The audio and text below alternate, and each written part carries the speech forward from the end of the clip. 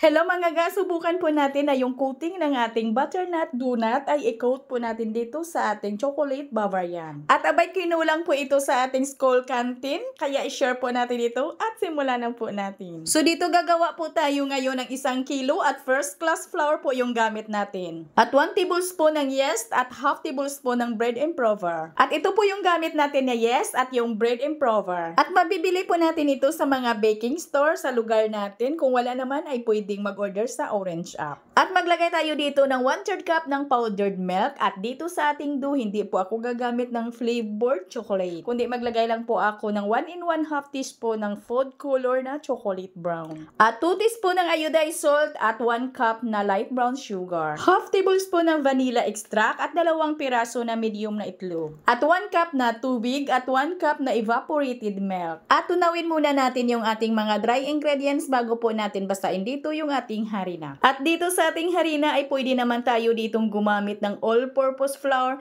at kung gusto nyo mga ga na gumawa lang dito ng 500 grams or kalahating kilo lang po ng ating harina, ay hatiin nyo lang po yung ating mga ingredients. At maglagay tayo dito ng 3/4 cup ng margarine. Pwede tayong gumamit dito ng shortening, pwede ding paghaluin yung margarine at saka yung shortening. At kung gusto mo na maging bonggang lambot at mabango talaga yung inyong dough, ay gumamit dito ng pure butter kung may budget lang naman. At kung walang machine na pwedeng magpakinis ng ating dough, ay pwede naman na masahin po natin ito ng mano-mano. Dito sa ating video ngayon, yung ating dough mga ga, pinadaan ko po ito sa aking dough roller machine at pagkatapos ko po itong pakinisin ay agad ko na po itong pinutol. At pinutol ko po ito sa 30 grams. At pagkatapos ay figurahin ko na po ito ng pabilog ng mahigpit at i-flatten ko lang po ito ng kaunti. At siguraduhin lang po natin na nabanyahan po natin yung ating tray na pagsalansanan po natin or kaya magdas po tayo dito ng harina para hindi po didikit yung ating dough. At ito naman ay kailangan ko lang po na palaparin ito kasi ito po yung i-press down po natin sa gitna. Ito po yung lalagyan po natin ng palaman sa gitna. At pagkatapos ay palsahin lang po natin yung ating dough ng 1, 2 hanggang 3 oras. At pwede natin itong takpan ng malinis na tila pag mahangin yung ating proofing area. At pag ito'y umalsa na ng 80% ay lutuin na po natin ito sa mainit na mantika at katamtaman lang po yung apoy ng ating kalan dito. At ang gamit ko po dito na mantika ay yung regular lang or yung ordinary lang po na mantika. At pag natapos na po natin itong lutuin lahat ay gawa na po tayo na ating streusel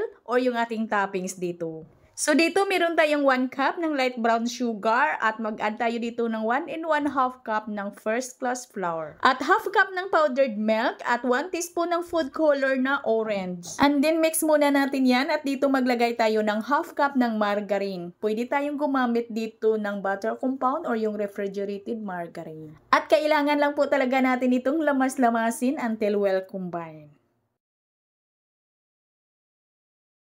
At pag ganito nakahalong-halo yung ating streusel, ay lutuin po natin ito sa kawali sa katamtaman lang po or mahina lang po na apoy ng ating kalan. At patuloy lang po natin yung haluin hanggang sa ito'y maluto. Yung nakikita po ninyo mga ga na mga puti-puti ay yun po yung ating powdered milk. At wag lang po natin itong lutuin masyado ha. Pag naamoy po natin na nag-aroma na po yung amoy ng ating harina at saka yung ating margarine, ay okay na po yan. Ay pwede na po natin itong isalin sa isa pa natin lagayan para madali pong lumamig. At dito naman tayo sa ating palaman. Sa ating palaman ay kailangan natin ng 1 lata or 390 grams ng condensed milk at lagyan natin ito ng 5 tablespoon ng cornstarch. Hindi na on yung ating kamerangga sa paglagay po natin ng condensed milk at saka yung cornstarch. At maglagay tayo dito ng 2 tablespoon ng cocoa powder. At haluin muna natin yan at dito maglagay tayo ng 2 cups ng evaporated milk. At lutuin natin ito sa mahina lang po na apoy ng ating kalan. Huwag lang po natin itong tigilan sa paghalo para hindi din masunog yung ilalim. Haluin lang po talaga natin ito hanggang sa ito'y kumulo, hanggang sa ito'y lumapot. And then patayin na po natin agad yung apoy ng ating kalan at lagyan po natin ito ng 1 tablespoon ng margarine. At dito mga ga, nagdagdag po ako ng 1 tablespoon ng ating cocoa powder para maging dark talaga yung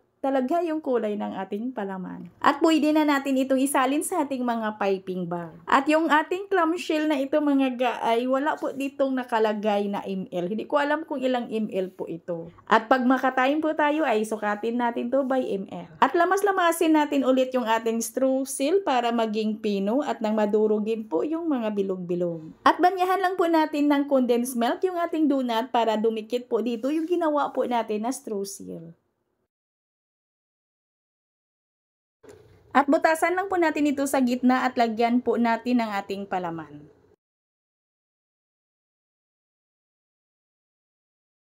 At ito naman mga ga, yung nilapad natin kanina, nagamit po natin yung ating rolling pin. At i-press down lang po natin ito sa gitna para mag-form po yun ng parang butas at lagyan din natin ito ng palaman. At gumamit lang po ako dito ng 3 ounce ng cupcake liner para pangsapin po natin. At yung iba natin dito mga ga ay pinalubog po natin sa powdered milk. At ang bintahan ko po dito mga ga ay 10 pesos lang. At hanggang dito lang po yung ating video. Maraming salamat at bye-bye!